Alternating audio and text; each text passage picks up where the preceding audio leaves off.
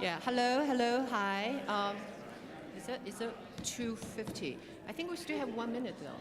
Is it 2:50, right? Oh, okay, no, okay. I'm Ling Zhen Wang, and it's my great pleasure to introduce the two speakers of this panel. Both of them are prolific writers and having published many path-breaking and award-winning books. So I'm not going to, for the sake of the time, I'm not going to go over the list of their publications.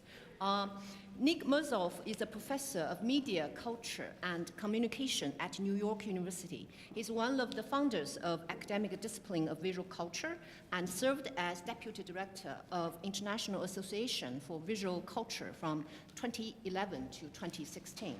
He's also a visual activist working at the intersection of politics and global digital visual culture.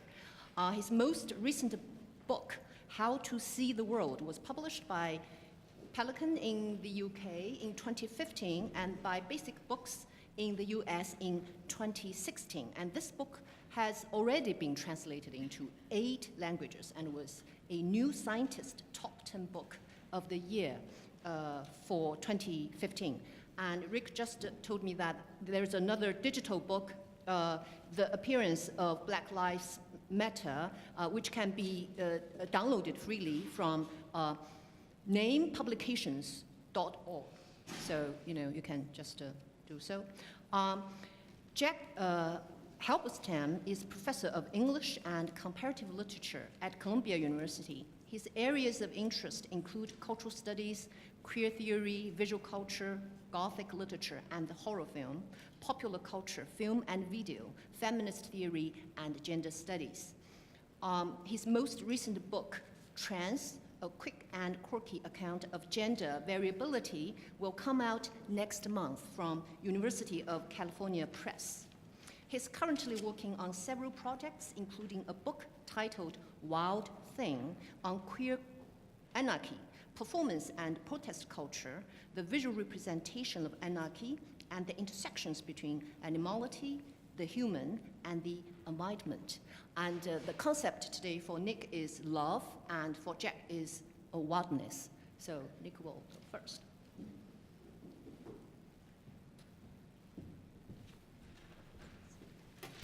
So we're going to present from up here because we both got visual media to show you all, and also because we don't want people to be seeing the back of our heads. I mean, as beautiful as they are. So it's not a hierarchical gesture. Can you hear me all in the back over there? Yeah, good, okay. So I think this is going to be a switch, this panel a little bit, from like all Trump all the time to like British anarchist blokes talking about becoming ungovernable.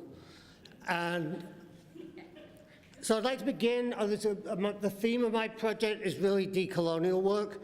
So I'd like to acknowledge that we're on stolen land, that this was originally Wampanoag and Narragansett land, and that we are the beneficiaries of stolen labor to have built that on that land subsequently.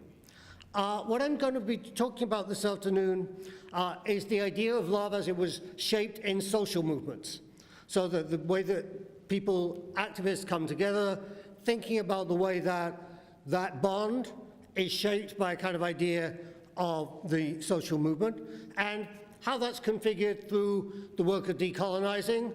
So just to give you a sense of to whom I feel accountable, this is the Decolonized Media Group. By pure chance, I happen to be one of my fellow collective members, is next. And this is a group called Decolonize This Place, who I work with outside of academic context. This is in the hall of the American Museum of Natural History on Indigenous Day. Some of you may know as Columbus Day, earlier this year. And the two banners there read Decolonize This Place and Dismantle the Patriarchy, which are pretty good themes for the rest of this panel, I hope. So the matrix I'm going to be working with, putting together here, I'm borrowing a little bit from just Bir Puar here. It's to kind of think of love in 3 registers. One, as a kind of form of settler colonialism. I'll talk more about that in a minute. That's your classic love. What I'm calling love, L-U-V, based on the character in Blade Runner 2049, is the second modulation of settler colonialism that Trump is performing now, that he calls love.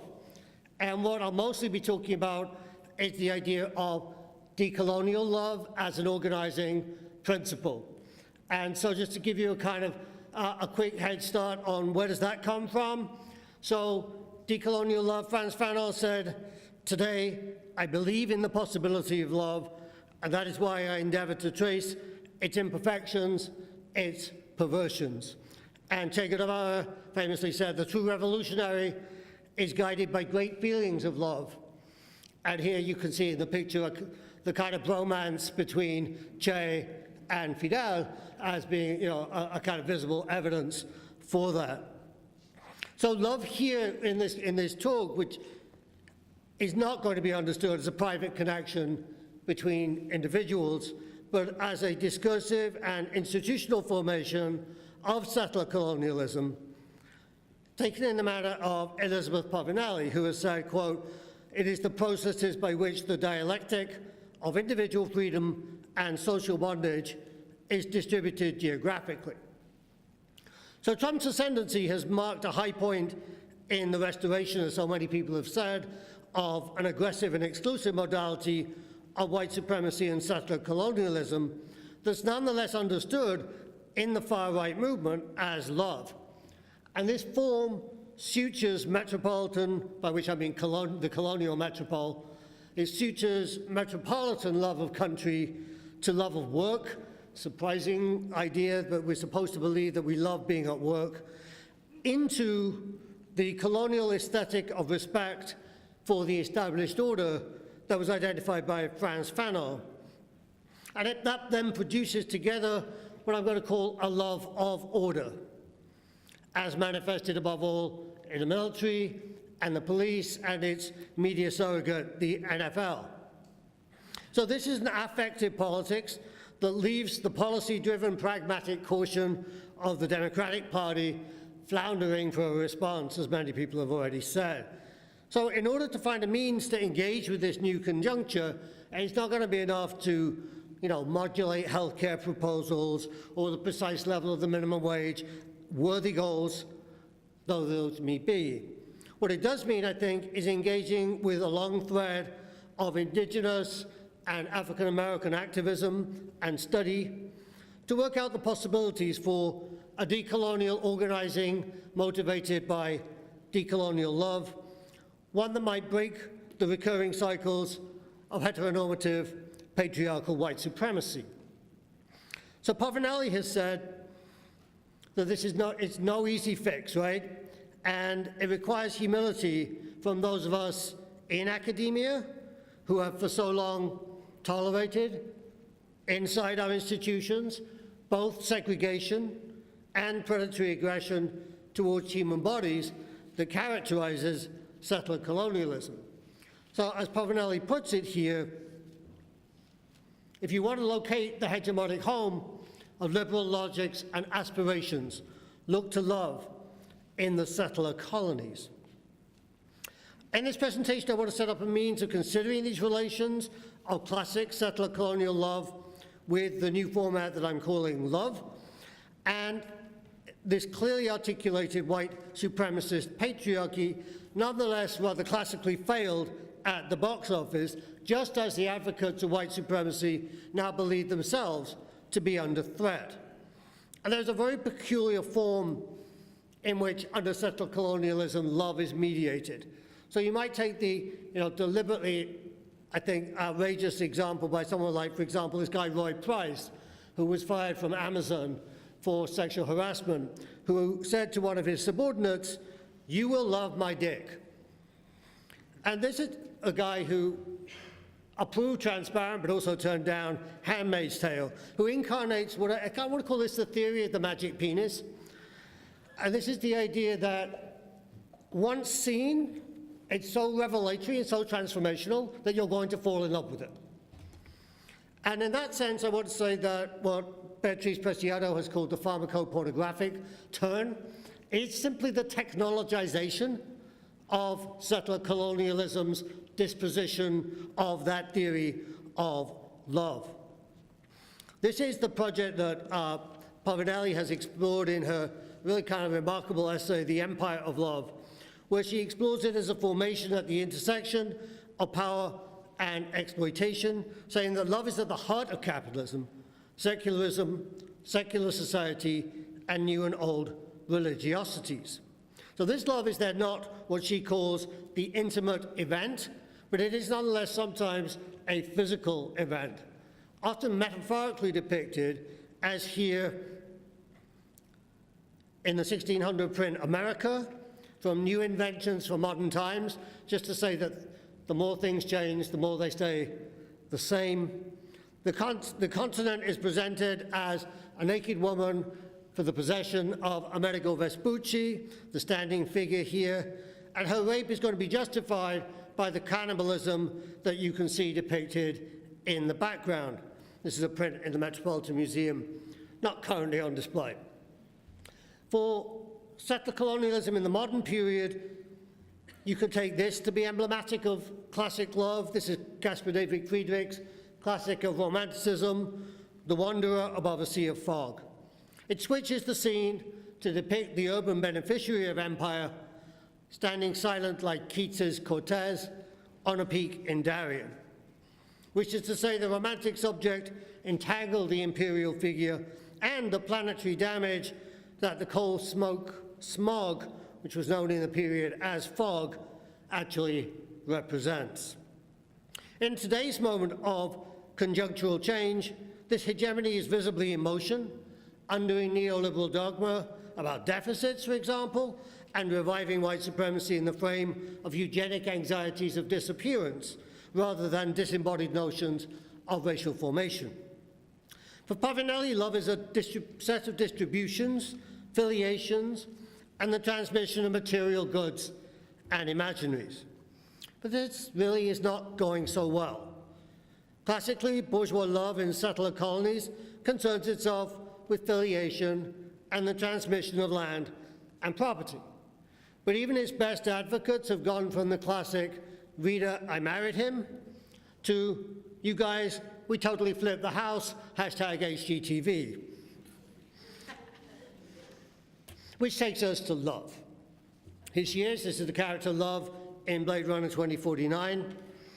And there is now a renewed settler colonialism that says, as Lorenzo Veracini, who's my token white source in this talk, puts it, go away. That's what settler colonialism says to those it considers surplus, from indigenous peoples to the current DACA legislation. Specifically, Veracini ventriloquizes settlers as saying, you work for me while we wait for you to disappear. In the current intersection of primitive accumulation and rentier capital, the need for a workforce has at least discursively ended, so the process of disappearance is being accelerated.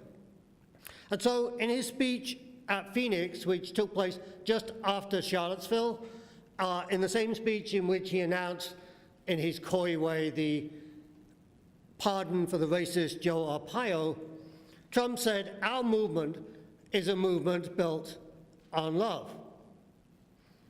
So what does he mean? How do his audience understand this statement that they greeted with roars of approval? Now, after the election and after Charlottesville, Trump's audience know perfectly well that when he says American, he means only white or white-identified residents.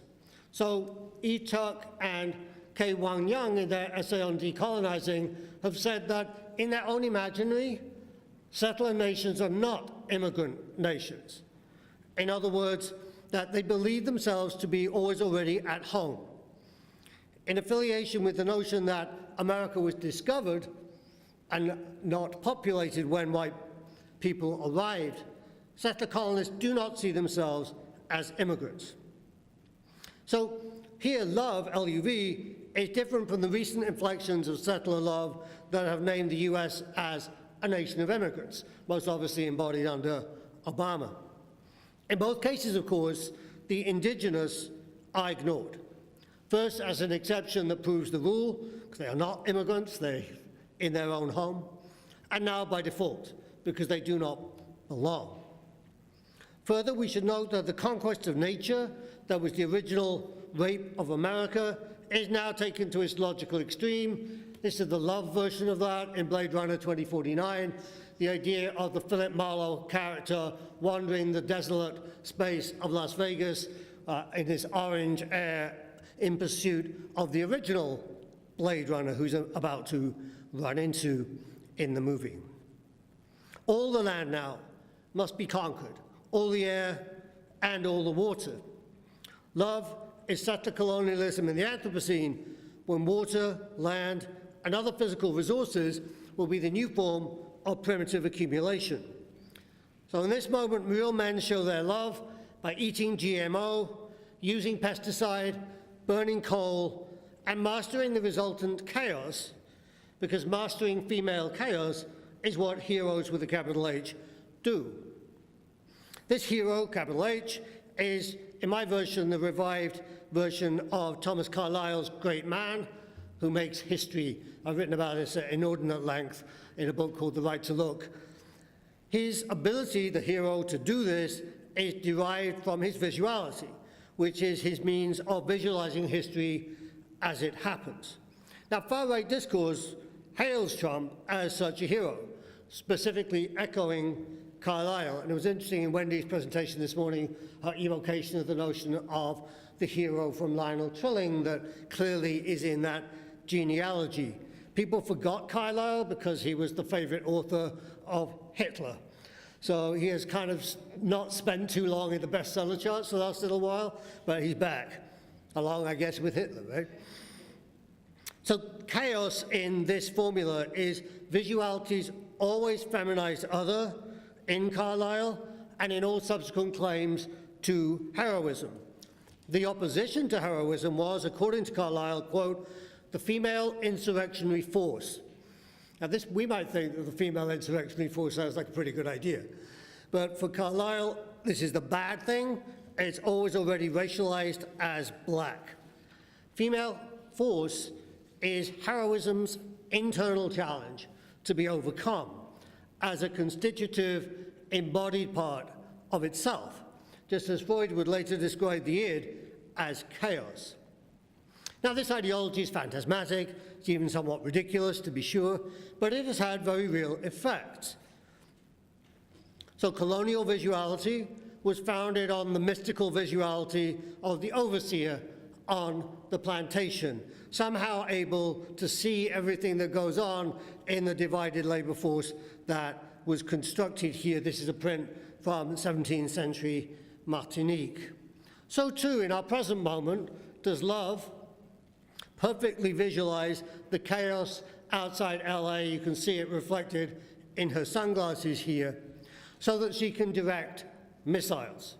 So this is not the future, but it's a hypothesized version of the present condition of the military-industrial complex. So their favorite top-end attack drone at the moment is called the Gorgon Stare, with a sort of surprising irony for the American military, borrowing Freud's concept of the castrating gaze of the Medusa or the Gorgon. In this moment, then, if they can see you, they can and they will kill you. So here, looks do kill. So I want to think now for the rest of this talk about what I'm mostly engaged in here, which is the idea of decolonial love. Against the hero and against his Gorgon, it becomes necessary to articulate a way of being outside settler colonialism. That's what I mean by decolonial love. It's not my place here to speak of the love and intimate events between colonized people. Juno Diaz has written about this as decolonial love. But I don't know black or indigenous pain, and I certainly don't know that love either. But I do think it's possible to follow the lead given by Chiara Sandoval and her understanding of decolonial love as a revolutionary tactic. So she wrote, this is back in 2000, she writes, Guevara, Fanon, Anzaldúa, Emma Perez, Trin Minha, or Cherry Moraga, to name only a few, understand love as a breaking through whatever controls. It is love that can access and guide our theoretical and political movidas, revolutionary maneuvers towards decolonized being. So those revolutionary movers towards decolonized being are what I'm taking decolonial love to mean. So you'll understand that in relation to Anthony Bogue's presentation yesterday, this is to adjust Dr. King's claim during the civil rights movement to form a beloved community. He argued that in such community, people will be rehumanized. But from the decolonial perspective, as many authors have testified, most people were never understood to be fully human in the first place, in the hegemonic view of settler colonialism. That's not to deny them personhood, but it's just to talk about the category of the human. To encounter each other in such a way that this revolutionary breaking through, this love, becomes possible, entails the work of forming what I call the decolonized space of appearance. So you'll remember that in Hannah Arendt, the space of appearance, as experienced in the Greek city-state, is the place where politics happened. But it is, in fact, a space of title, a space of representation from the beginning, because in order to enter the space of appearance, you must be male, not enslaved, of the Asian majority, Greek, and so on. So in other words, then, it's a highly limited and highly constrained space. To decolonize the space of appearance is to form the possibility of encountering each other in the temporarily open zone formed by putting bodies into space where they are not supposed to be. In that encounter, I see you and you see me, and the look that passes between us is not singular, but common. It cannot be owned. It's that look that's exchanged in friendship, in solidarity, and if we're lucky, in love. In that moment, I do not speak, I wait, I listen, even and especially if you do not talk, because we do not enter the space, cannot enter the space under settler colonialism equally. So for a visualization of this, I want to turn to the Oglala Lakota poet, Layli Long Soldier. And if you get bored during this presentation, just hop onto Amazon and order her book, Whereas, and just read it because it's transformational. In the same way that reading Citizen is transformational, this is an amazing book. So I'm showing you here her poem 3, which is one of the poems in that collection. And the key is then the space of appearance in the middle of the page, formed by the unequal ways of seeing that she's written round the edge. And I'll read the poem to you. It says, "The space in which to place me, the space in me you see, is this space. To see this space, see how you place me in you. This is how to place you in the space in which to see." Now, throughout the collection, Long Soldier has many other words for that unreadable but perceivable and knowable space that rhymes without sound. It's at once what she calls American Indian emptiness and the white space, which she's referring here to what happens in letterpress when you put two spaces next to each other, whether they're used by accident or design, but it obviously has a colonial resonance here. So against many counter-hegemonic efforts, the space of appearance cannot be a commons, even if it is briefly common, because it was once indigenous land first. So as it was said at Standing Rock, and I'm showing you here the river that runs right by the DAPL pipeline, 210,000 gallons of crude oil spilt out of that pipeline just a couple of weeks ago, and sooner or later, without any doubt whatsoever, will end up in that water. At Standing Rock, in the community there, it was said, we don't own the land owns us. And that is, of course, in opposition to all theories of settler colonialism.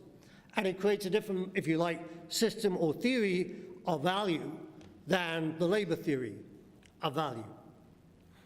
So indigenous peoples, when they claim the land, are not claiming it in the sense of individual parcels or plots of land. So in Western eyes, this literally makes no sense. It doesn't compute. So this is the breaking through that we who are not indigenous have to do to decolonize. So land is both, in this sense, both a material fact. People don't want an abstract return of land, they want the actual land returned. But it's also a way of understanding human and non-human relations above and beyond the actuarial calculus of real estate. So we'll have to rethink in that context both the claim to 40 acres and a mule that was made by the formerly enslaved after the general strike against slavery, and then we have to think it in the context of the Dawes Act of 1887 that forced a general allotment of land onto indigenous people. We should further remember that the real in real estate is actually Spanish, real, meaning royal. So in this sense, then, Trump's settler colonial hyper-real estate empire is its worthy, if you like, successor. So to aspire not to greatness, to reject the love of order, is to fall. To borrow from the decolonizing campaigns in South Africa, where people are now talking about fallism. Not the fall from grace that has so haunted settler colonialism. It's more falling in love. But a love that, to adopt Christina Sharp, comes in the wake. So we are falling in the wake of love, in the wake of settler colonialism and white supremacy, adrift in the wake of neoliberalism, recoiling, which is another meaning of wake that Christina Sharp has elucidated. We are also in the recoil from the deaths of so many, as evoked by the names Eric Garner, Sandra Bland, Kiwi Herring, and many, many more. I'm showing you here a march that they call the Millions March from Washington Square. It's in the background. This is going up University Place, and people are carrying placards making Eric Garner's eyes. So this is then putting the right to look in public space, claiming a space of appearance temporarily, driving the cops off the streets of New York and making it possible, briefly, to see that. When Black Lives Matter, matter is a question of value that goes beyond price and the commodity exchange to a declarative statement of common value. This value is neither use value nor exchange value. It's what I'm calling here decolonial love. Decolonial because it must decolonize white supremacy even to exist. And that's why Black Lives Matter argues that when black people get free, everyone gets free, because at that point all the barriers to liberation will have been undone. Decolonial love is then when we are most undone, least ourselves, in the singular and most open part of becoming a we that is not who we were before. Or as Judith Butler has it in her study on the question of appearance, it is, quote, when I'm undone as a bounded being. And that is not simple.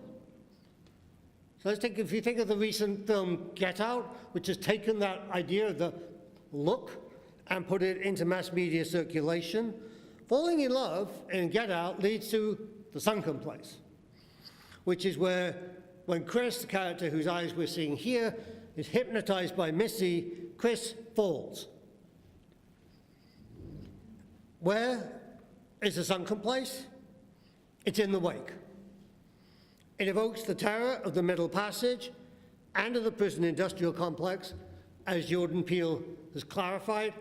But Chris is watching a kind of the world in which we are as if on a screen, as if holding his phone up to see one last little glimpse of settler colonialism before sinking, as so many have done in the course of the Middle Passage.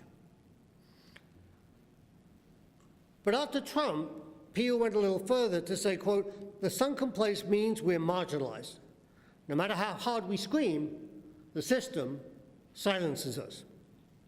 So in the sunken place, Chris was to be nested into the body of a white person, like the sovereign indigenous nations are nested in the United States. That is to say, Mohawk Nation is within the United States, but it is also sovereign, and it crosses the border between the United States and Canada. And its sovereignty may be questioned at certain moments whenever it suits the dominant sovereign nations to do so. So, shown in the early days of the Trump regime, the film intersected and interfaced in public space with the spectre of James Baldwin, who was resurrected through Raoul Peck's film, I Am Not Your Negro. And his gaze then, off the poster through the streets, intersecting with Chris's gaze, intersecting with many of our memories of seeing the eyes of Eric Garner and everyone else who was memorialized by Black Lives Matter, created then a kind of space of appearance in the way that Lady Long Soldier had described.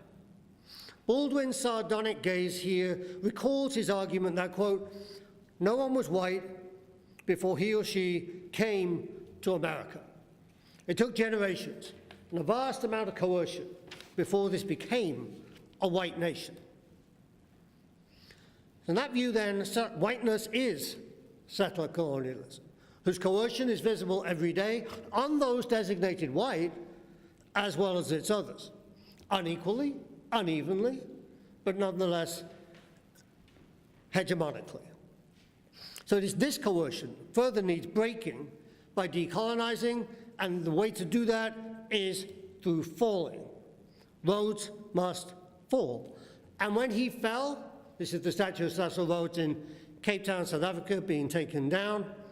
When Rhodes fell, fees must fall. And they did. And in the wake of the legislation last night, the only possible position to take is that higher education has to be free at the point of demand. We are now in the place where radicalism is the only common sense, right, in opposition to these kind of maneuvers. And this is how this happens, by falling. And then once you fall, when fees must fall, Zuma must fall. And from that, we find ourselves in the position of decolonizing the curriculum, which is the active practice of students and faculty in South Africa right now that we're trying to export to this country. So this is fallism. In these benighted United States, our fallism has already begun. It began with Bree Newsom cutting down the Confederate flag at the South Carolina State House, which fell from state houses across the United States and perhaps more importantly from Walmart. So it's now contraband. It's now an illegal thing to have a Confederate flag. When the statues fall, as here in Durham, North Carolina, it becomes clear that the hero has feet of cheap metal, and he falls with a single pull. I strongly recommend trying it. I've seen lots of statues around this campus. When heroes fall, it turns out that they think, we're now learning to discover, that love means power, using power to get off. But when statues don't fall, they bleed. As here in the action by the anonymous Monument Removal Brigade, whoever they may be, at the Theodore Roosevelt statue outside the American Museum of Natural History. And Roosevelt's eugenically inspired statue bleeds because it continues to impose racial hierarchies in the settler colonialism of the present. Roosevelt must fall. Columbus must fall. And all the Confederate statues must fall. And if you can read the quotation underneath from Sarah Ahmed, who put this out in a public lecture, which I got from Halberstam, who was tweeting it out the same night that people were doing this, whoever they may be. And it says, to be vandal is to damage what you are supposed to revere, to bring to institutions an end to what you are supposed to reproduce. It talking about sexism and racism damages institutions. We need to damage institutions. So in all of that, though, I want to end not on the note of vandalism, although by all means, please do be vandal in Sarah Ahmed's sense. but to also think about how do we survive in the wake. It cannot be that everything falls. Something must float, or we drown. So a new form of balance must emerge, but it will not be centrism that does that. It will be the end of the idea that, as Du Bois put it back in 1926, whiteness is ownership of the world forever and ever. Amen. Instead, as the Zapatistas put it, we seek a world in which there is room for many worlds. We walk while asking questions. And one way to imagine that came in the film Moonlight. And here's the drug dealer Juan teaching Little how to swim.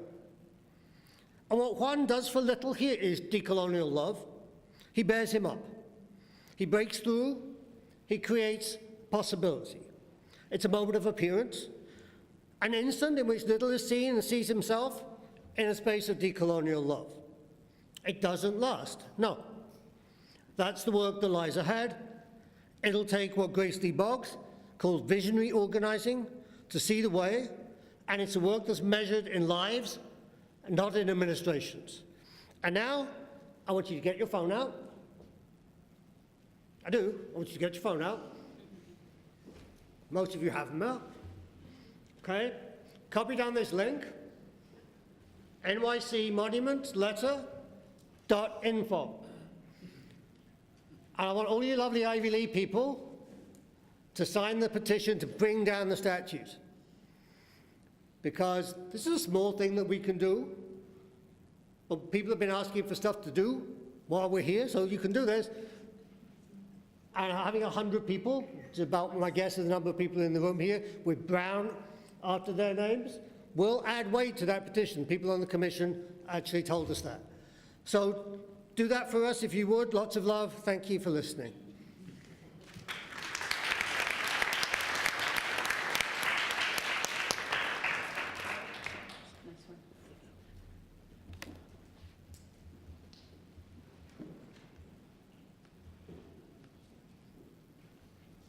How'd I do? Okay. All right. Thank you, Nick. That was a beautiful paper, and I think you'll hear a lot of resonances between what Nick and I are saying. Using this category of wildness obviously already conjures the indigenous and suggests some sort of critique of civilization that is both produced by civilizing discourses, but can also be inhabited by other kinds of being, other kinds of political formations. So a couple of things that have come up so far that I want to build on. First of all, thanks to Claire for suggesting that maybe we should also have a strike on Trump. Like Nick, I'm not going to focus on Trump so much as to think with one of Wendy Chun's comments, which was about placing the seeds for an alternative future, which presumably is part of the work that we have to do in imposing Trump. It isn't simply to diagnose the moment that we're in. We also want to be thinking about how we would want to live differently. There will be an after Trump. And we can't, as academics and intellectuals, I think, be the people who simply see Trump as the beginning of some long millennial parade of power that can never be interrupted. So maybe the task of the intellectual is to figure out the interruption, and we've had talks on disobedience, disruption, and now love. And I want to suggest that one of those places where we can begin to think about disrupting this parade of power might be in the category of wildness.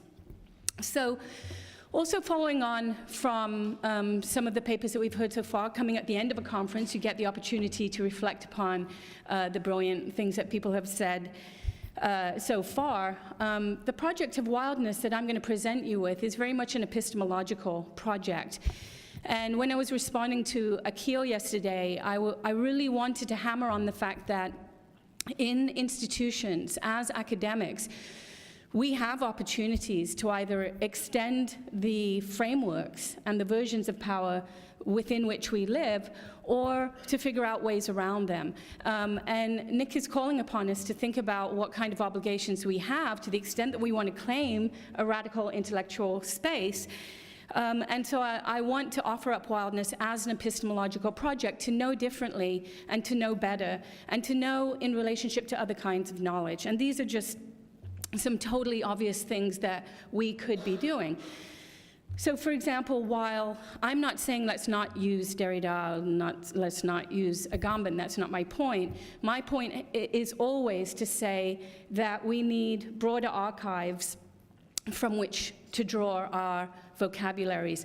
And it may well be that the vocabularies that we're using are just not the right tools to dismantle the regime that we find ourselves up against. Second, we do have to rethink knowledge production itself. It's the place where we are complicit, if you like. And simply pointing to evil things out there and not recognizing the institutional power that we inhabit and extend could be part of the problem. So we have to rethink knowledge itself. We have to consider, if we go all the way back to one of the first terms that we talked about, hegemony, we might be the people who are extending hegemonic systems. They might, in fact, continue to grow, live, and expand through us. So how is it that, we could think about disrupting the reproduction of hegemony? Rancière, for example, who I do tend to think with, calls some of the kind of work that goes on in academia stultification, which, it's not a critique of our event, but we do want to also rely upon other tools like inspiration, like the production of curiosity, like the creation of radical excitement, in order to have some connection between what we do as academics and what we want to do as activists. And then finally, we may, as humans, have to consider the possibility of collaboration with non-human forms of life. And I heard some of that resonating in Nick's comments on decolonial love. I expect that Françoise will tell us something about that in her talk on water. So let's think at any rate for a few minutes. For the 20 minutes that I have, I want to think with the category of wildness, which here will not function simply as the other to civilization, but as a critique of civilization that has been produced in the wake, to use Nick's term from Christina Sharp, of the othering work that civilization has performed. So to the extent that civilization has produced the category of wildness as its remainder or as its outside, that becomes a great place then to go in order to figure out what is other to civilization, what holds within it the seeds of destruction of civilization. And this is not a category that I'm just coming up with and offering to you, trademark, copyright. This is a term that, as you'll see, arises out of a lot of the cultural material that I want to share with you, that I believe is embedded in queer cultural production, mostly by artists of color, who are really invested, it seems to me, in the category of wildness, to the extent that queerness has ceased to function as a kind of critical perspective, but has been absorbed through gay marriage and through all of the appropriative mechanisms and operations that we know about, has simply delivered to bourgeois power a new population, LGBTQIA, I believe is the newest one, asexual or agender. No thanks, but okay. We could keep making acronyms forever, or we could recognize with this category that classification is part of the problem, which we know because that is what the history of sexuality has been a critique of the power embedded in classification systems. But wherever there is classification, there is the unsorted. So that's what I want to think with you about, talk with you about, open up for discussion, the possibility of declassifying knowledge and of being in relationship to the multiple unsorted regimes of knowing and being. That's the category, I think, of wildness. As I said, wild ideas are not, something that I'm coming up with in some innovative way. This is embedded, for example, in wildness is a term used in Moten and Harney's The Undercommons, where they have really the main target of the Undercommons is not Trump or a government of any kind, it's the university. It's the universities. Steal from the university, they say repeatedly, and they offer as an alternative to the university and to the university's very formulaic and conventional mechanisms of knowledge, they offer study. Study being all the places that thought happens that are not the university. And just as an example of this, they write about what happens when the teacher comes into the classroom. For those of you who have read this, you'll remember. And I think it is one of the interview pieces, and Fred Moten says that, the teacher comes into the classroom and calls the room to order. But the thing that we don't recognize then when we say that that's where teaching and learning begins is that study was already happening in the room before the arrival of the teacher, which is very much a kind of a critique, I think, of settler colonial logics of knowing. So the chit-chatting, the sharing that was going on before the teacher arrives, that's study. How can the teacher be involved in the process of study rather than calling to order the multiple knowledges that have entered into the classroom? So there's one example. They also draw upon, and as I do too in my work, the new work of Saidiya Hartman, which is a brilliant project on waywardness that is not only about wayward people, but is also about the production of wayward knowledge. So refusing the idea that Black life is always sort of pre-owned, pre-possessed, if you like.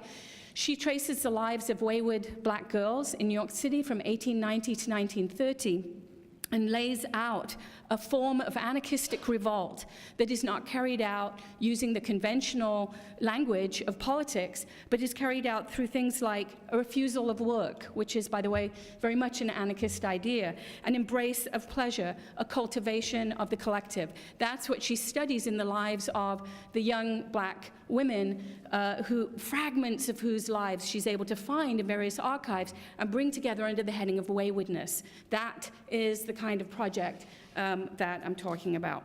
So I have I can break down wildness in 5 ways for you, and we'll see how many we get to. Chaos, anarchy, animality, bewilderment, and bodily excess. And for each one of those, I have an example. I'll just try to give you those, those vocabularies, and we'll see where we go with it. Of course, my muse is not Agamben, but Maurice Sendak, Where the Wild Things Are, is a brilliant, brilliant little parable for our times. It's a beautiful story that many of us know, right? But that, hello, Derrida, you could have a very, very simple and transparent story that absolutely can be, interpreted forever. I mean, we could sit here for 2 weeks and not get to the idea of what wildness is in Where the Wild Things Are. But what it is for sure in that book is a revolt against the heteronormative household that Max leaves in a fit of rebellion. And off he goes to find another place. Where the Wild Things Are in Sendak, however, is not wildness. It's where the wild things are. It's not wildness. It's where the wild things have been consigned in order for the domestic realm to be domestic. And that's why what you find there is ruination. Right? Remember, they're ruined beings who roar terrible roars and gnash their teeth. And yes, Max can be like the king of the wild things because they're so broken, or he can be the subject for the parents because they're so orderly. But where the wild is somewhere else. Okay? And so that's the voyage that we're on if you want to come along. Okay, I'll just do a few of these and we'll see how we're doing. Chaos. Here's a good one. Chaos, which is often depicted as the being of anarchy. So any number of people who don't want to talk about anarchy will say, we can't go towards anarchy because that would be chaos. Anarchists argue that, in fact, capitalism is chaos for the dispossessed.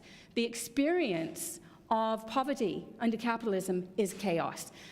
So this idea that chaos is what would come with anarchy is something that first of all, chaos is already here, but second, don't we want a different kind of chaos, not the punk, anarchistic chaos of capitalism? So let's see if we can think about chaos differently.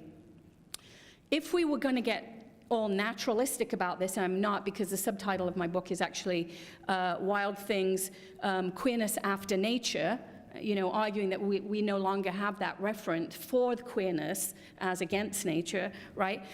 If, however, we were to look to the world that we live in, chaos is actually a principle of the world that we live in.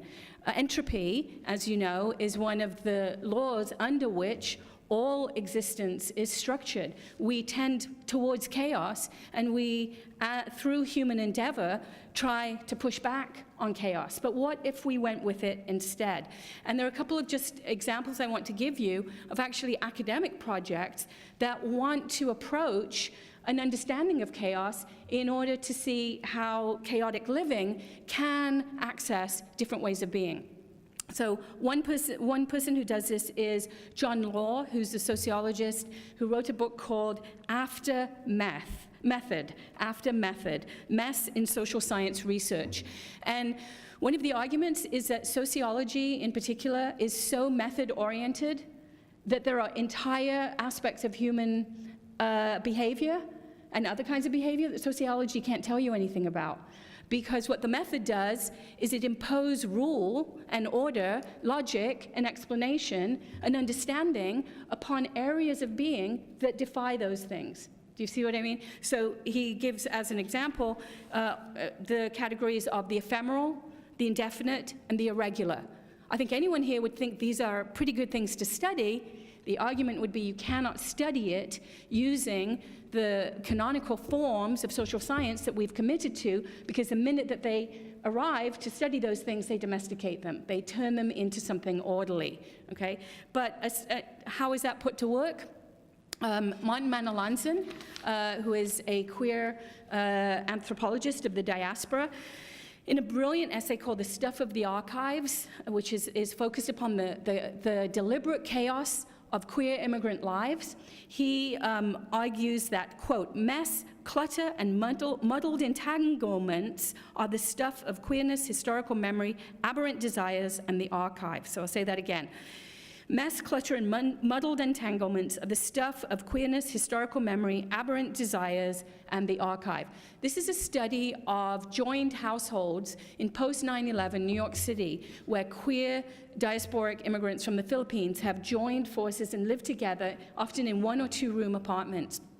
He begins his ethnography, and he goes to one such apartment, and one of his informants says, "You think that this is really messy, right? You're sort of dismayed by the mess." And he's like, no, it's all right, And she says, "Let me tell you something. We, 15 people live here in shifts. We have an incredibly orderly schedule.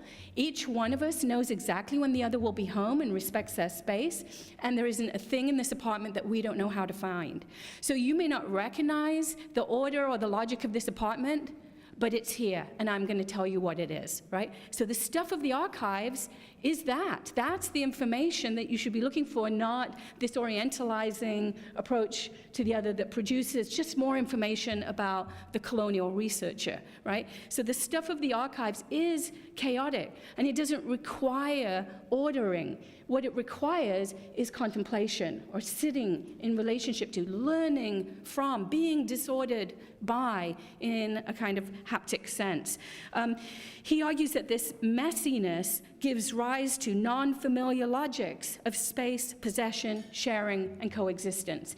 Now, while these kinds of households are often held up as part of the problem with, the way that those people live, really the thing that we should be critical of are the sort of McMansions at this moment, that dot suburban landscapes where 2 or 3 people live in some 3 or 4 or 5,000 square foot, producing endless greenhouse gases. That's the actual place that the environment goes to die, not the immigrant household with its alternative logic of space, sharing, and possession. Okay, that's one. Here's another one, anarchy. Anarchy, a state of society without government or law.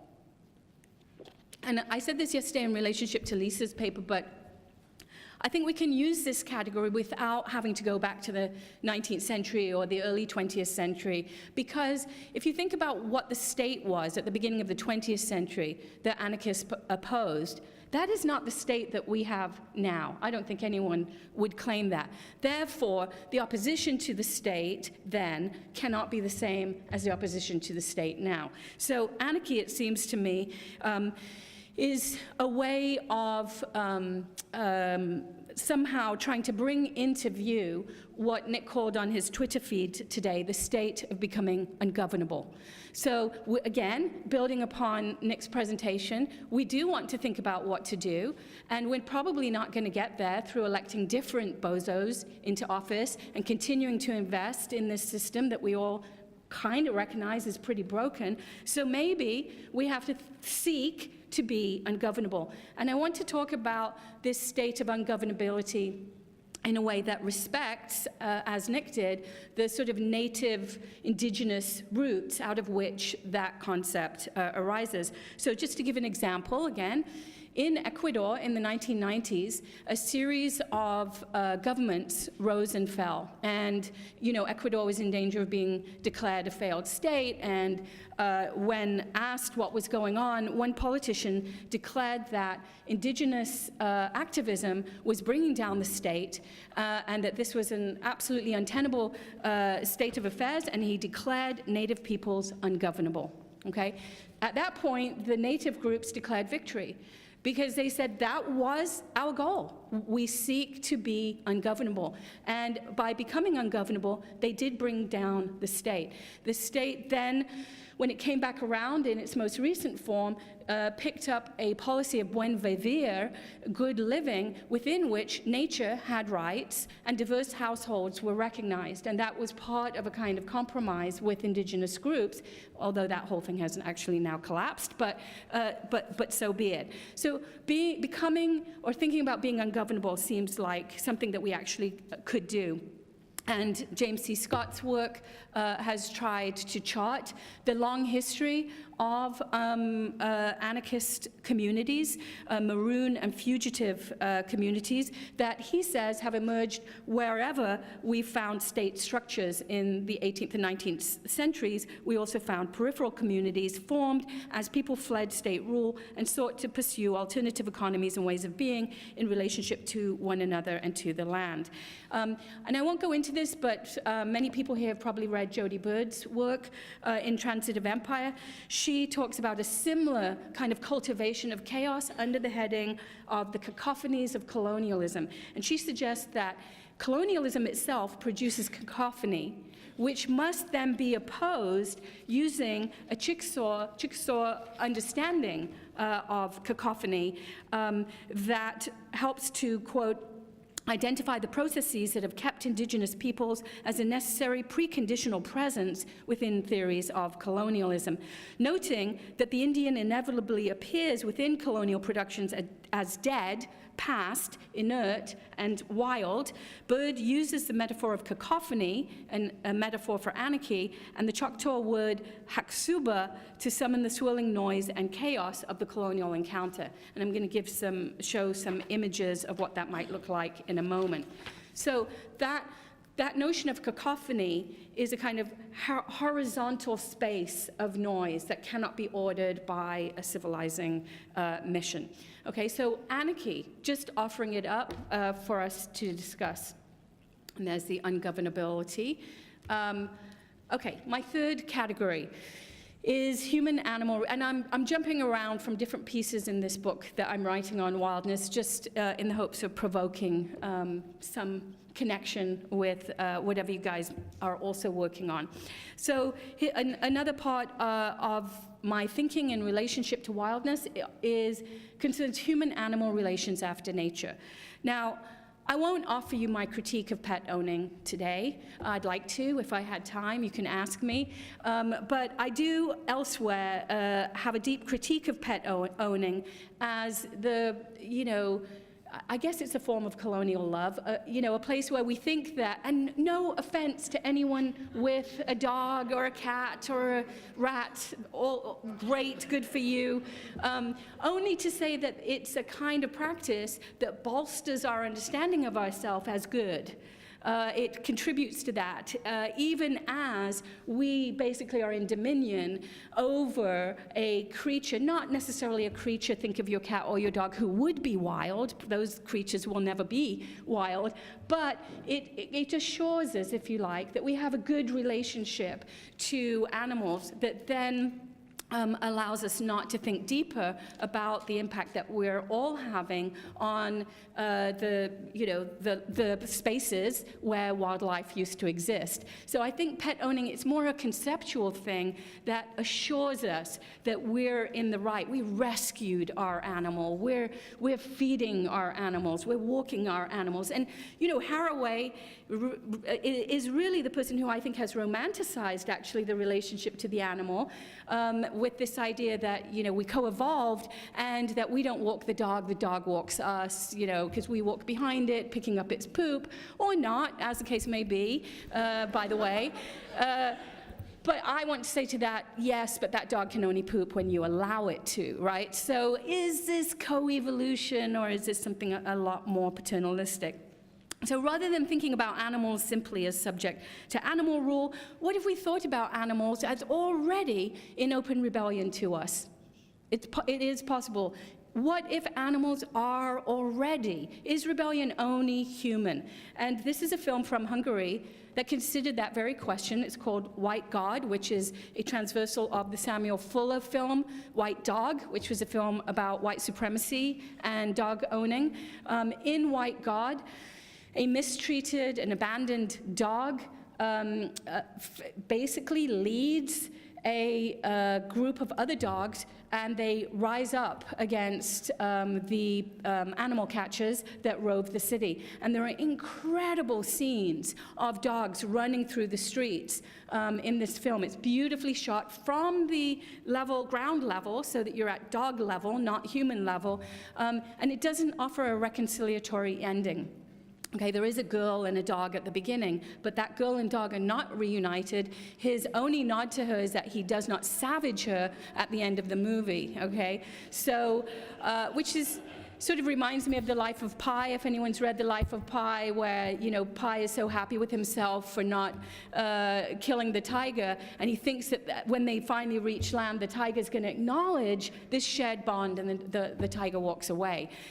So this need that humans have, think Derrida and his cat, for animal regard, that the animal absolutely refuses.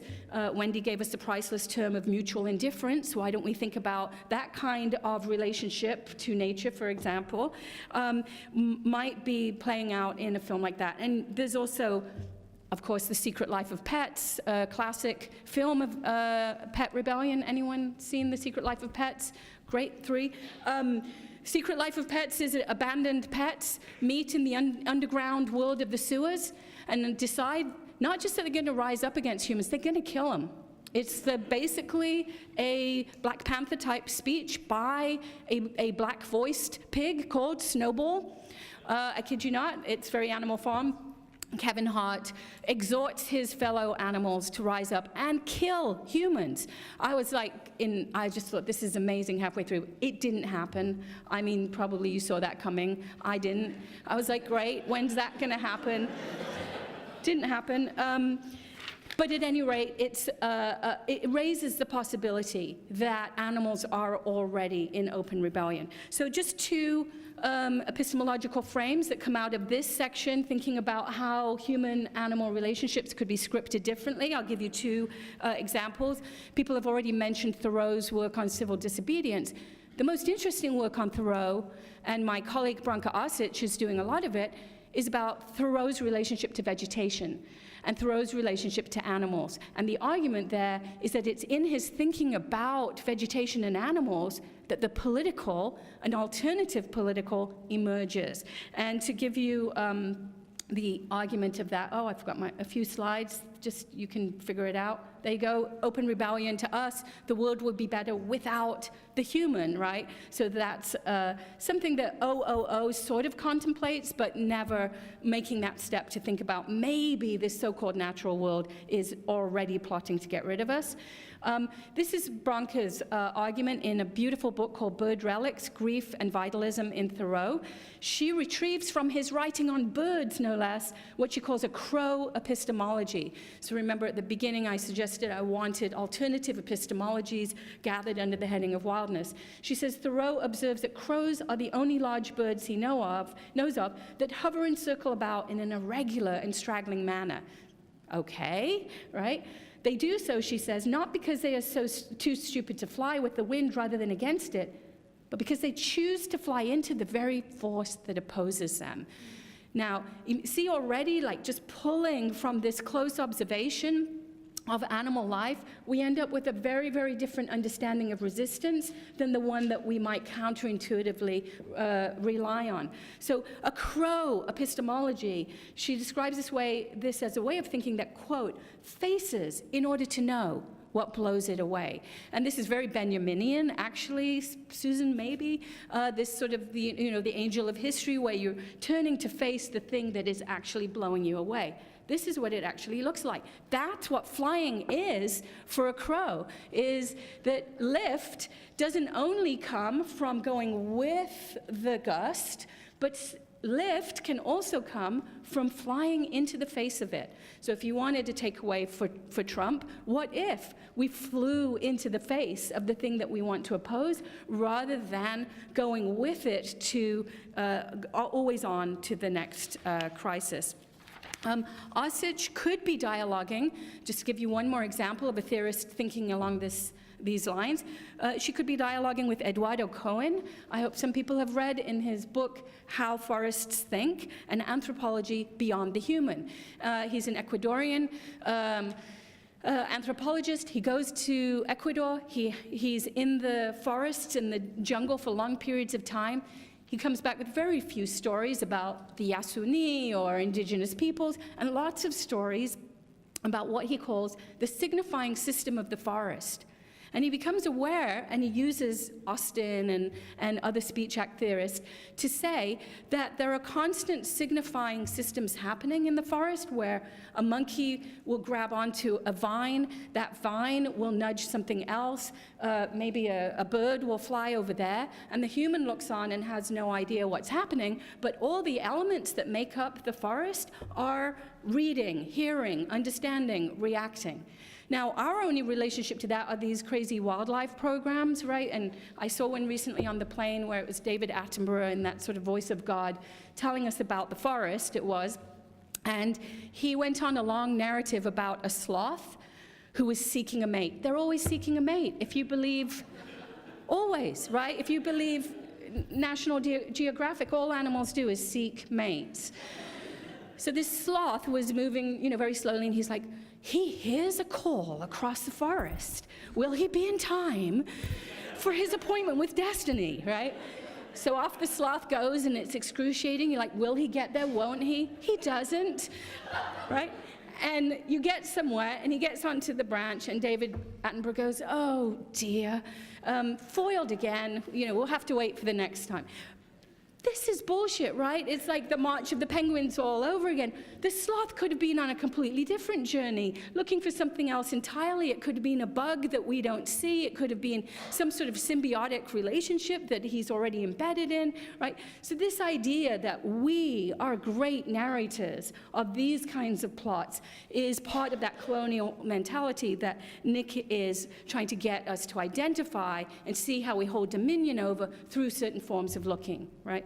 So Eduardo Cohen's Anthropology Beyond the Human would be another version. All right, so For bewilderment, so I just have 2 left, and I'll see if I can do this one a bit more quickly. So what would be a good epistemology for us to work with? Well, bewilderment I just offer to you partly because it allows me to show some amazing paintings by queer native artist Kent Monkman, but also I believe that bewilderment as a word that has the wild embedded in it offers up one of these alternative epistemologies in which we should get lost, we should not know, we should, instead of David Attenborough telling us about the sloth, we should approach the sloth with a kind of bewilderment about what any of its actions and behaviors might mean. So it's more than a synonym for states of disorientation. It suggests a becoming, I would say, that moves in the opposite direction to colonial knowing. Okay, so let me give you an example of that. Does anyone know the work of Kent Monkman? Yeah, he's absolutely fantastic artist from Toronto. He is Cree Irish, and Nick was showing us these very, beautiful pictures in which the entire world can be seen, right? And Monkman basically takes Western painting on the one hand, as in Western art, and then Western painting on the other hand, as in paintings of the West, cowboys and Indians, and merges them into a decolonial commentary on exactly Nick's topic of visuality. And here it is, seeing red. What would it mean to see the history of humanity from the perspective he suggests of not just the native subject, the queer native subject? And look how that painting is organized completely around the figure of the matador, who is Kent Monkman's alter ego, Mischief Testicle.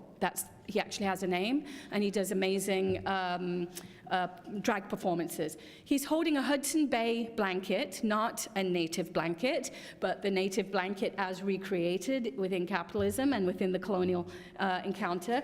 And we see millions of references to Western art. There's the Picasso head of the bull, there's the dead toreador from Manet, and where, this is a detail of a much larger painting, but where the dead toreador is that kind of heroic defeat, oh my gosh, the fallen subject of Western art. Here it's just, first of all, it's a casualty to the riot that has sprung up around the red subject. But second, notice how the fallen hero, to again use Nick's words, is being tended to by native healers. This is a completely different scene of encounter, right? Yes, there has been violence against the Western subject, but there is also care that is being delivered. There is also help. There is also aid.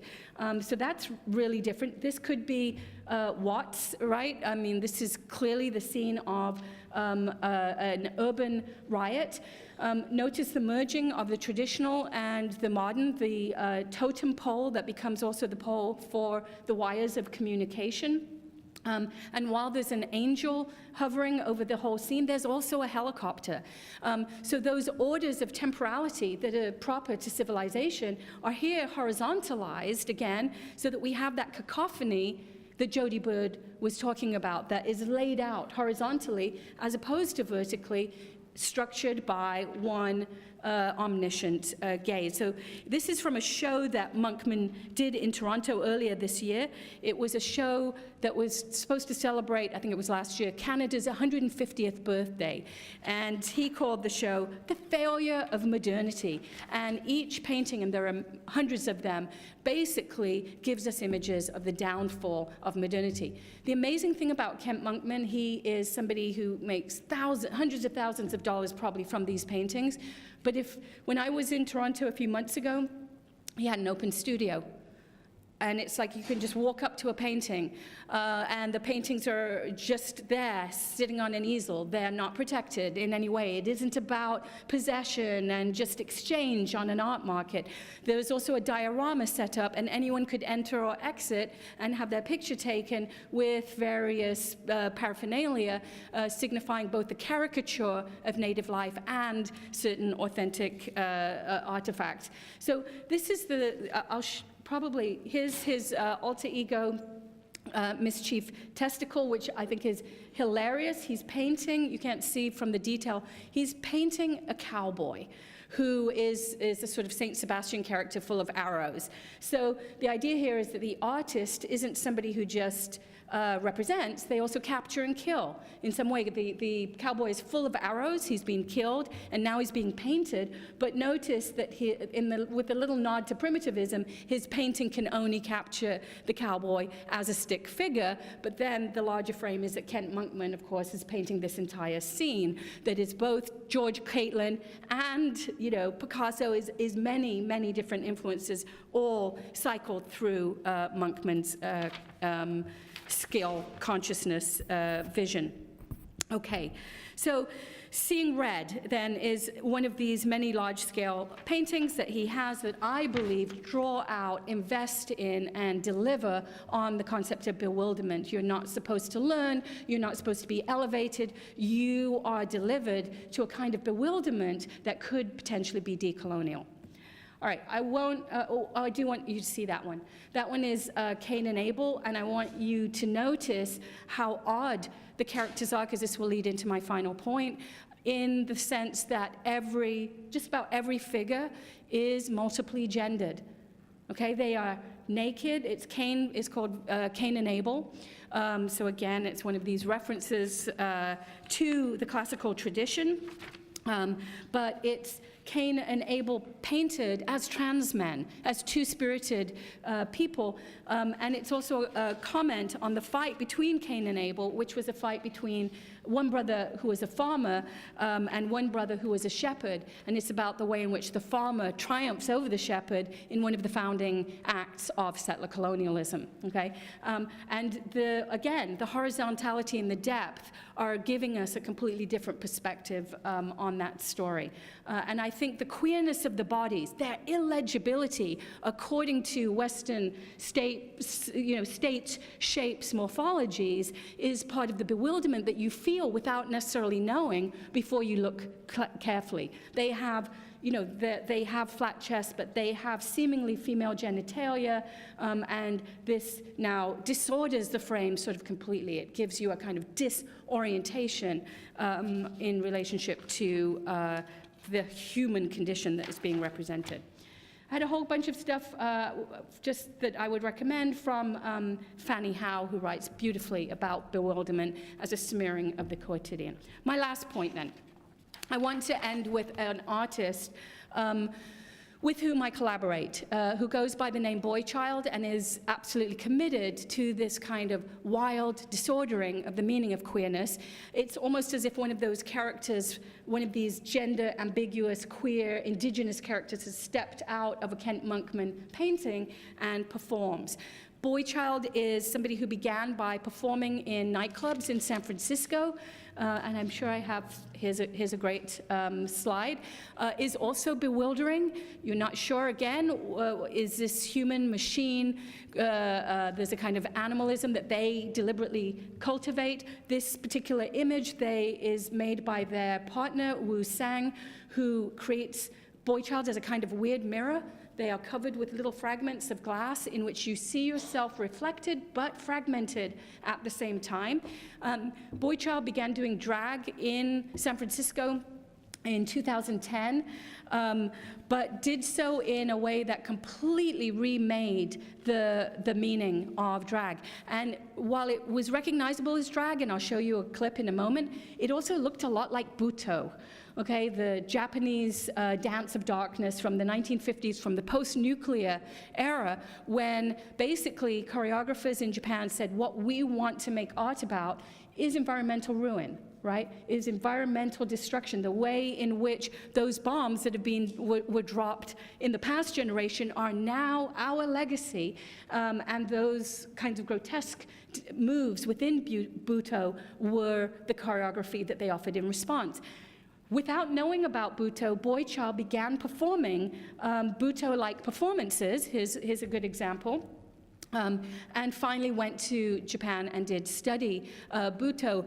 But what I think they were recognizing and in some way copying was this dance of darkness, this dance that recognized the decline of the environment, the unleashing of various forms of wildness, and was looking for a response to them, a response that in their work comes in the form of a kind of queer wildness.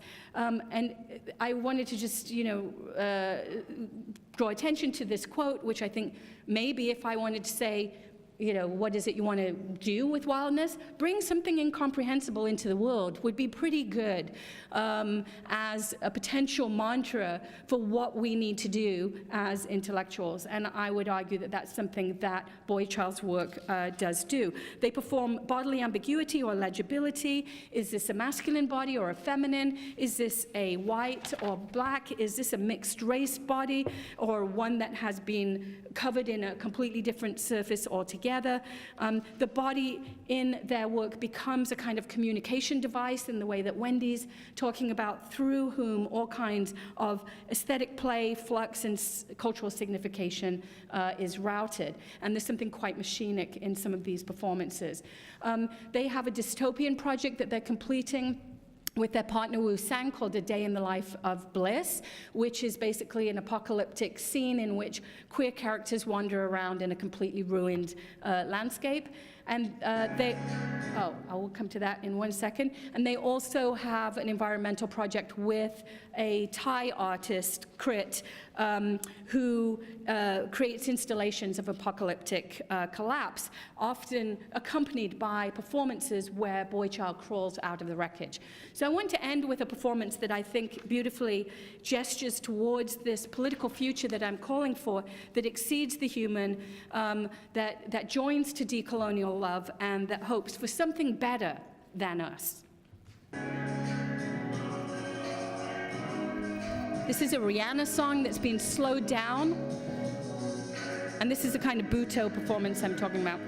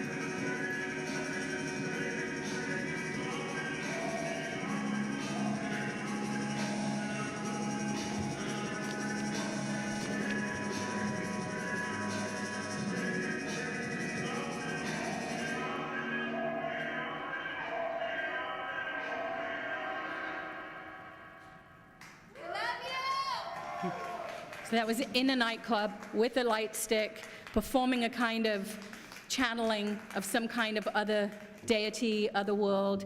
Bring something incomprehensible into the world. Thanks.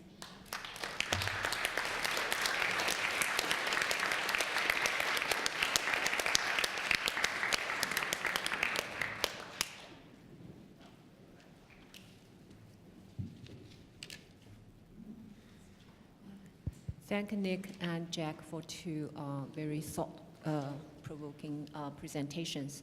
So now it's time for questions and comments.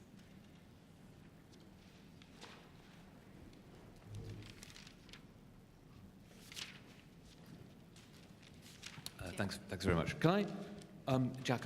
Thank you. I enjoyed your presentation. But can I ask you about the claims that you made at the beginning of your paper to that this is an epistemological project and wildness being an epistemological. So I can, and really the question I really want to ask is, what is the status of that epistemological claim? What work do you want epistemology to be doing? What is the difference between an epistemological project of this kind or I'm not quite sure how you would, the declassifying of knowledge I think is really interesting, but what is the relationship between that epistemological claim and the aesthetic and or the cultural. I mean, some of what you seem to be calling for looks to me like a kind of, like with something like we had with the New Left in the 1960s. I myself think that we need a New Left of that order, but I'm just would like you to maybe say a bit more about the degree, you know, how exactly you want to think about this as a kind of epistemological project. Yeah, thanks. Thanks, Tim. I mean, you know, at the beginning, I was trying to say, why is it an epistemological project? Because it's about how we know, what we know, and how we conduct knowing, as opposed to an ontological project about who are we, you know, what is being. It seems to me that this is about a counter to colonial knowledge and colonial forms of knowing that we're committed not to reproducing, and yet we seem incapable of interrupting.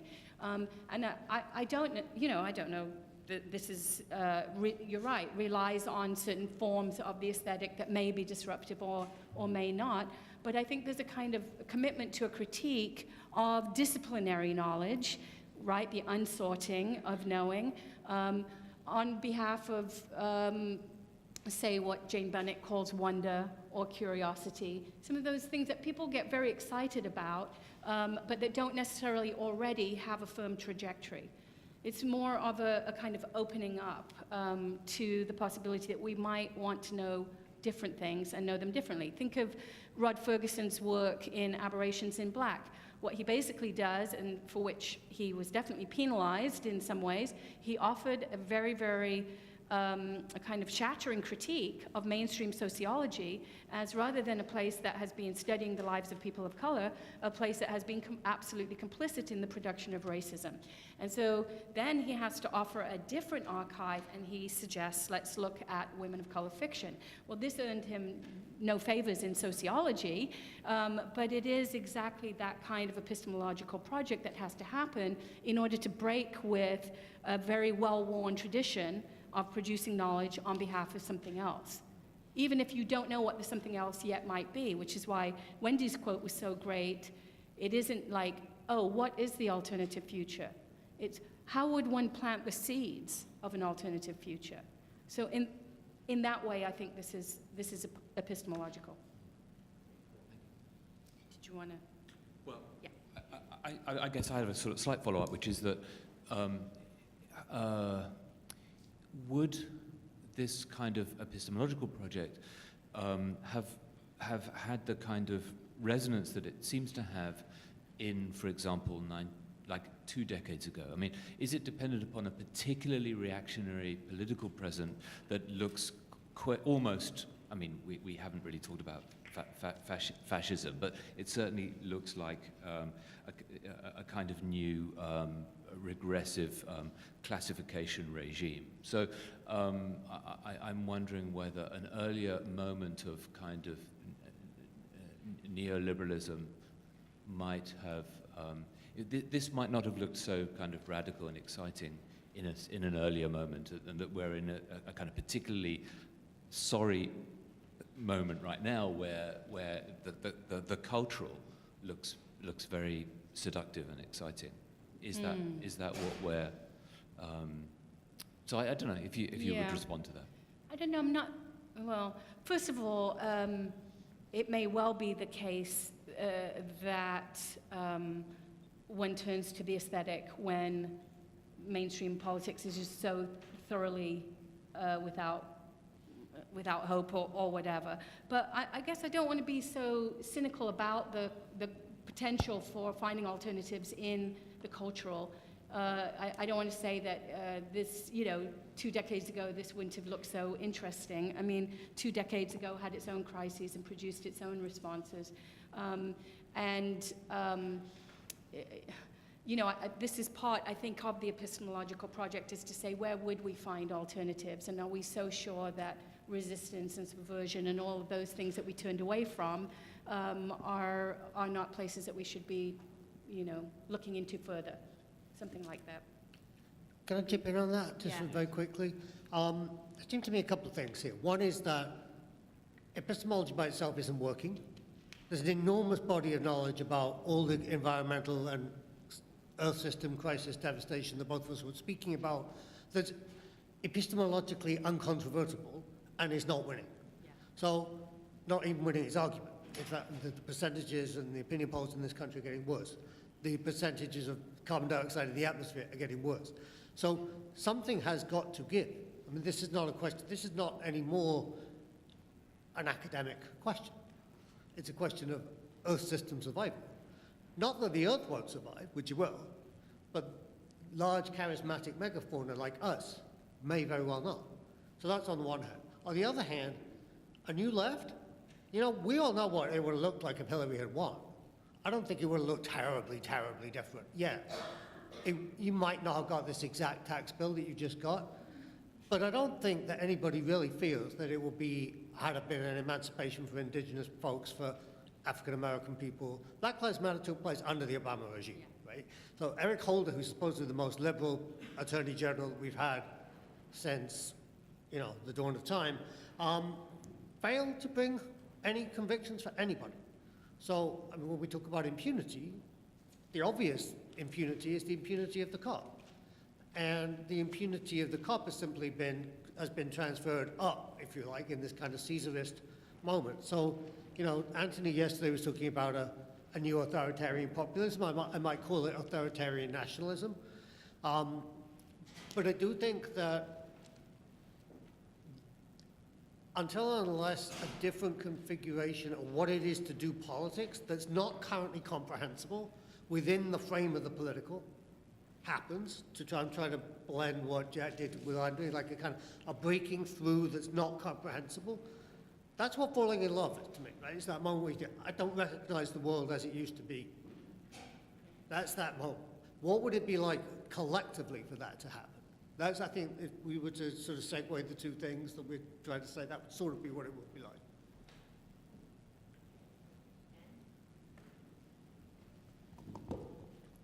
Thank you.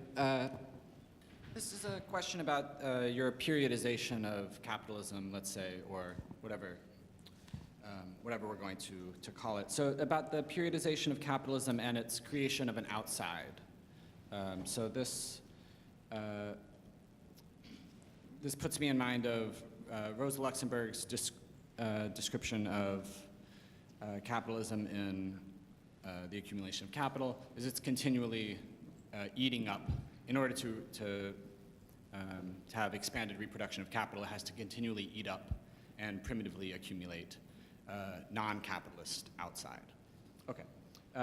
It seems to me, or I put this out there, that we're now in a place where capital produces its own toxic outside of itself, a surplus, a trash, a toxic, unlivable outside. And I would, so not that it's consuming something as its sort of nutrient, you know, a sort of non-capitalist nutritive consumption, but rather an excrescent outside. And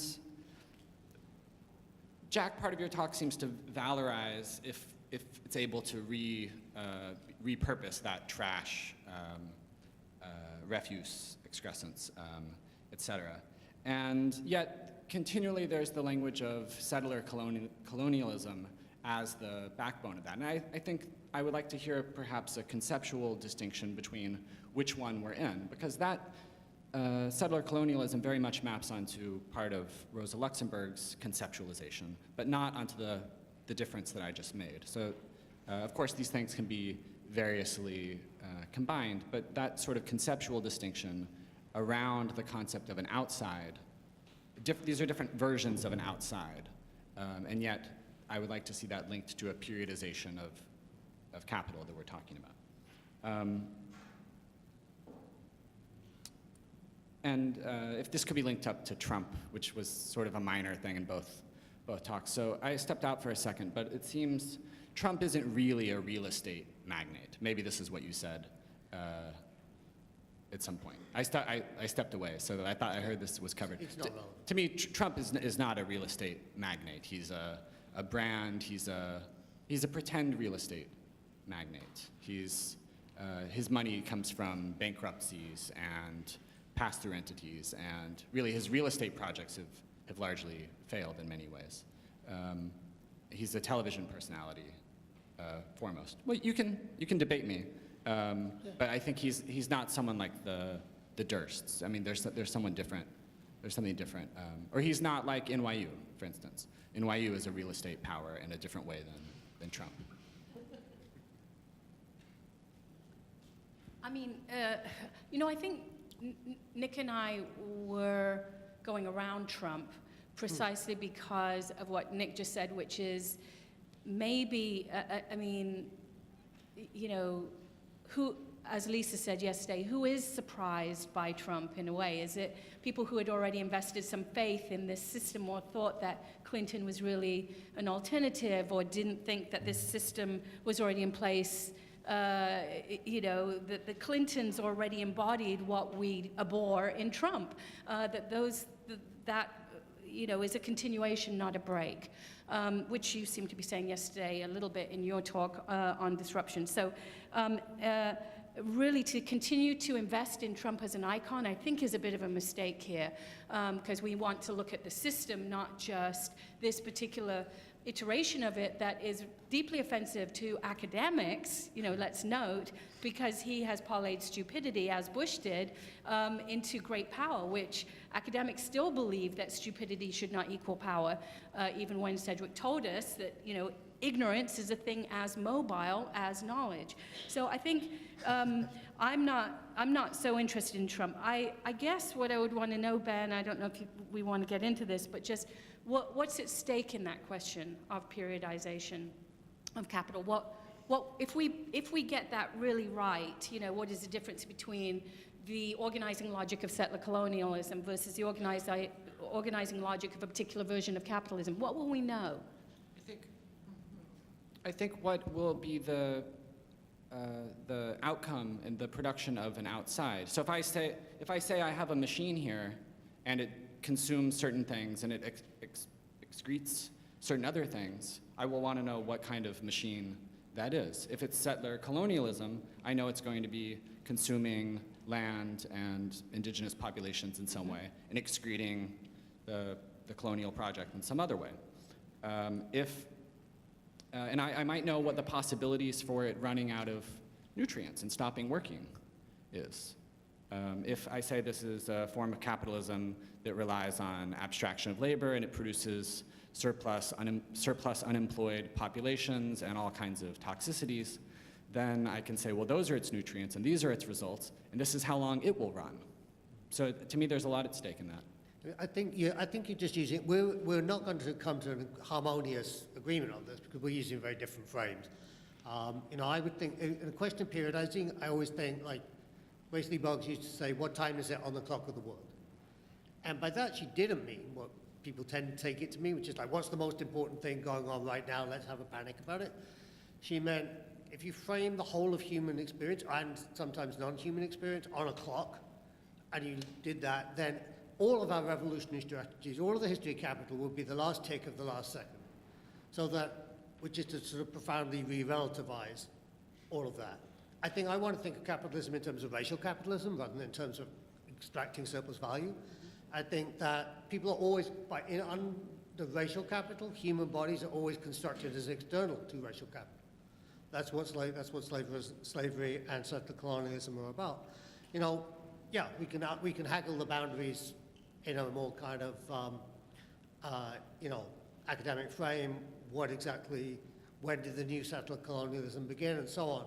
But there's a frame in Cedric Robinson's book that I think is broadly speaking right. But he's looking at that on a very, I think the most interesting project to me right now are the ones that say, don't use the teleological frames that we're most interested in, most invested in. You look at like David Scott's new book, Against the Grain, where he says, let's rethink settlement, not just settler colonialism, but settlement. So that the archaeological record in very early human history shows these gaps where cities weren't inhabited. And the traditional way of saying is something terrible must have happened. There must have been a war, there must have been a drought. And Scott's reading is, well, maybe people just got bored of settling. They went back to being nomads for a while, because that was an option, right? So what he's doing with time there is saying, maybe we need to rethink how we periodize altogether. David Graeber's also done that by saying, why do we fetishize the modern as the only possible, and I know Susan has been doing this work too, right? Why do we fetishize everything that happened since James Watt invented the steam engine as being so radically different from everything that humans have done 400,000 years prior to that? That we throw all that human capacity out the window as being pre-capitalist, then we've lost something. So I think, there's a different set of argument to work here. That's what I'm saying. And they're overlapping. Magdalena Gomez-Baris's new book, The Extractive Zone, is about extractive capitalism in Latin America that is opposed by indigenous groups precisely because they understand the overlap of new forms of capitalism and settler colonialism, the capture of land and resources, as well as the capture of people and laboring populations. Yeah, so my question to you is, are you, and I think you'll just say yes, but this is part of the conceptual clarification I'm aiming at. Are you then talking also about new forms of indigeneity? Because in terms of the periodization, it can't, if capital has new forms of output, to refer back to the indigenous as granted in a pre-capitalist way would seem to just bracket far too much. So maybe that's not just a yes from you. Let's just leave that, yeah. That's somebody else, yeah. I just wanted to ask Nick, basically what's at stake in associating the settler colonial love with the replicant in the Blade Runner mythos, and then to perhaps extend that to Jack to ask what role there may or may not be for non-human relations that are algorithmic, and ostensibly have an agency, and ostensibly have some sort of agency. Yeah, I mean, that film, I think, is what it is an aesthetic, right? There's very little narrative in it. You could have written it yourself if you'd seen the first movie.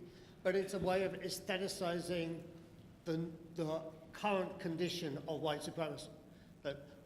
I think the thing in it that we need to note is that, and this is exactly what we see under the new regime, that embodies the desire of capital to colonize precisely absolutely everything and to not see a limit. Whereas liberalism says we have to stop producing more carbon dioxide, or we can't use all the water. And what Blade Runner imagines and what's actually happening is that yes, you can, and you do. And so the World Wildlife Fund produced a statement last week showing the extent to which major cities are on the brink of running out of drinkable water. And these includes Paris, actually. But mostly, of course, global cities of the South. Chengdu is number one. Cape Town is very likely to run out of water this year. And so this is not then it's not actually fiction. So you're saying beautifully replicant can sort of inherit? Did I say what's that? So you're saying that in a beautiful way, the Yeah. replicant No, can so inherit? what the aesthetic is doing here, it's not, I mean, it does produce a form of beauty, but mostly what it produces is consent. That you see this and you consent to it. That's a kind of aesthetics phrase as well, of course, in that sort of old-fashioned kind of high aesthetic narrative. We see this, we consent to it. But it's that idea then, that Fanon talks about the aesthetic of order, the aesthetic of respect for the established order. That what we see, we recognize it, and then by recognizing it, we accept its claim to rightness, that this is how it has to be. I'm going to ponder your question so you can Thank you. I really thought they worked really well together, and it was good to see. And I should feel less depressed, but I'm in a way feeling more depressed. And I'm trying to figure out why. And there's a certain moment that was caught on camera that keeps going through my mind. But maybe I'll say it, but what I'm feeling is that a kind of optimism that followed the election of the first black president of the United States, that followed the optimism of Bernie Sanders, that followed a lot of optimistic moments that I have felt myself in the last 10 years, followed the optimism of the majority of the country, and particularly young people, being fine about gay marriage, being fine about, a whole mess of other things that, allowed us to say gay marriage is too conservative, right? But that's just the tip of the, that's just the beginning, that's the baseline. But it seemed like it was a baseline. When we could say and know that Obama was simply, a black neoliberal, but you see what I'm trying to say? There was a way that was, that we could rebound against that because it looked like that was the level of the discussion. Now, the thing I remember is when Black Lives Matter wanted to meet with Hillary Clinton and someone had a cell phone, and she just exasperatedly said, okay, what's your program? Give me what you want, and I'll put it into the program. We'll get it done. She didn't get it. She didn't understand that the whole epistemological structure was being challenged. That's my point. But at least you felt, well, she doesn't understand it, but she's for it. But she doesn't know what she's for, but we can at least enlighten her there. She thinks she's for it, and now we just have to clarify why she's not for it. So I know, but so I'm feeling depressed because I'm feeling that, and Bernie Sanders was not good on race, and he did not make gay and lesbian rights he didn't understand what that was really about. So we were here. I mean, and I'm not saying that I was as far as other people were, but we felt like we were moving in a certain direction. And now, when backtracking and realizing that, oh no, you're back in, we're back in a certain kind of fascist Stone Age, it becomes a source of depression. And I wondered, I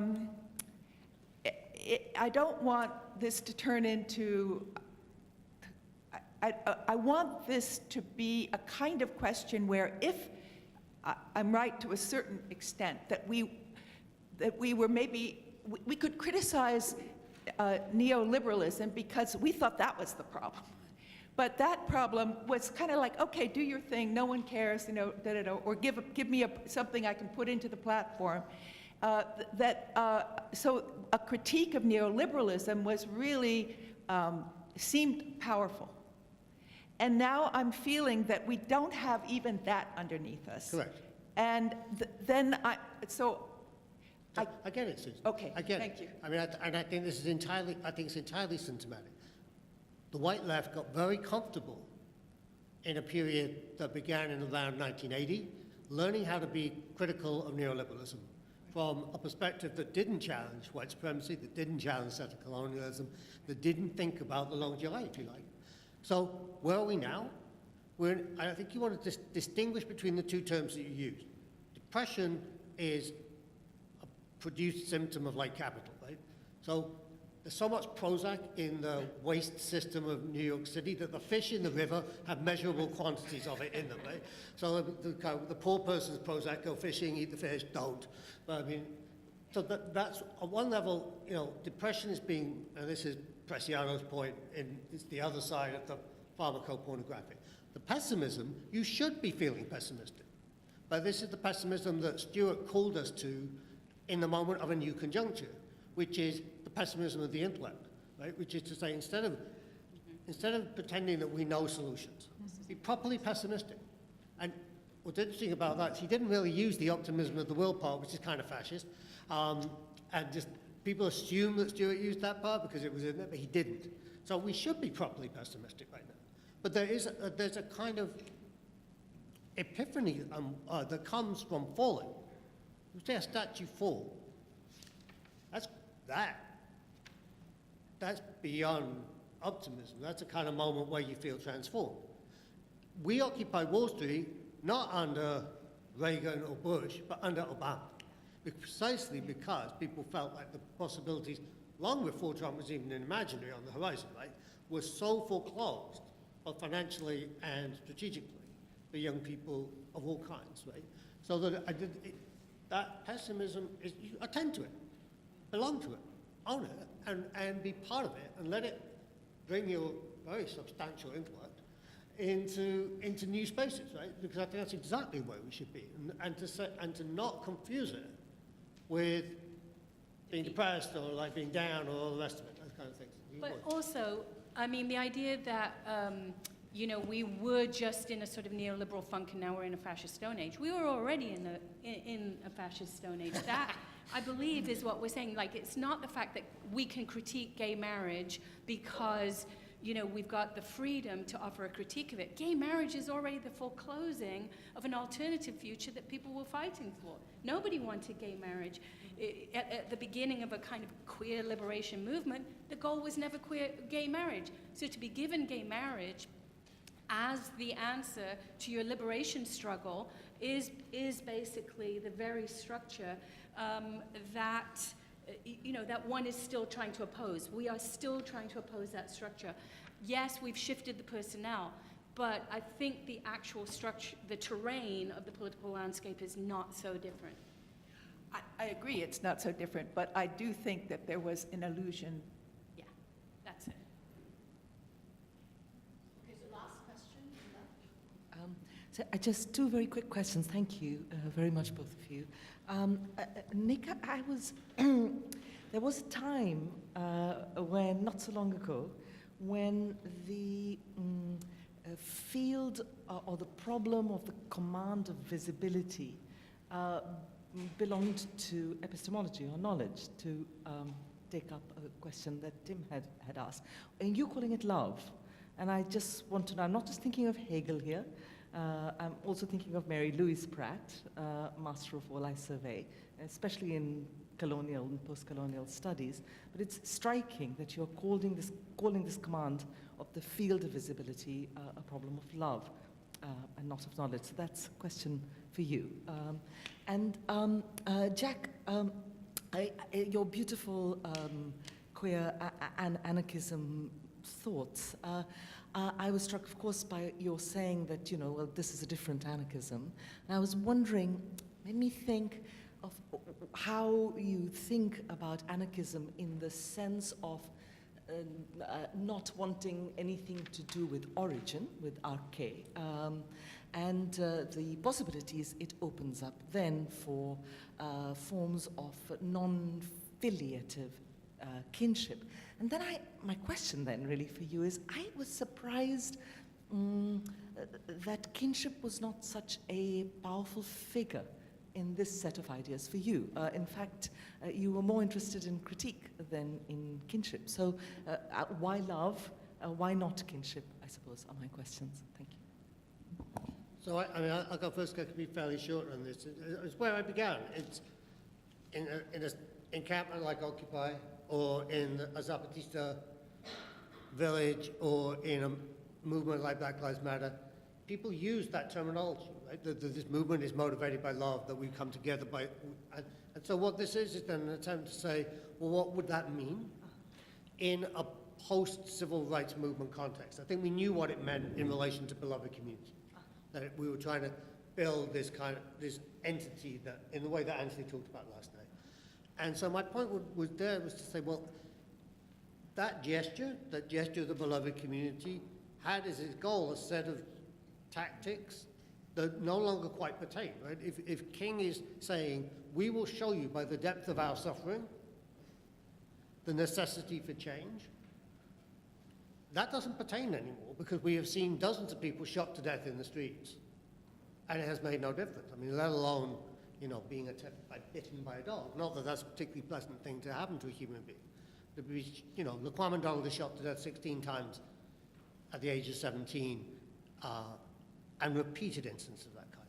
So it's the question then is for me as somebody that works in alongside and for social movements to think with them, right? So it will probably take me a long time to get where you want me to be. No, I'm just also thinking of and I'm not sure that I will. And I was also thinking of bad love, because you're using love to describe the imperial gaze as well.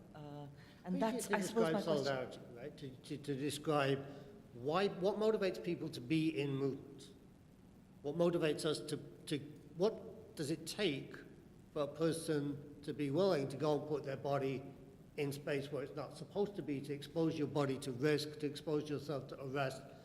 If we're going to be disobedient, as was proposed last night, then that takes training, it takes solidarity, it takes support, it takes a certain kind of overcoming that one has to experience. All of those things are the things that I mean. I get that. I'm sorry, I don't want to Okay. press, but what is intriguing is that you have this image of the imperial onlooker,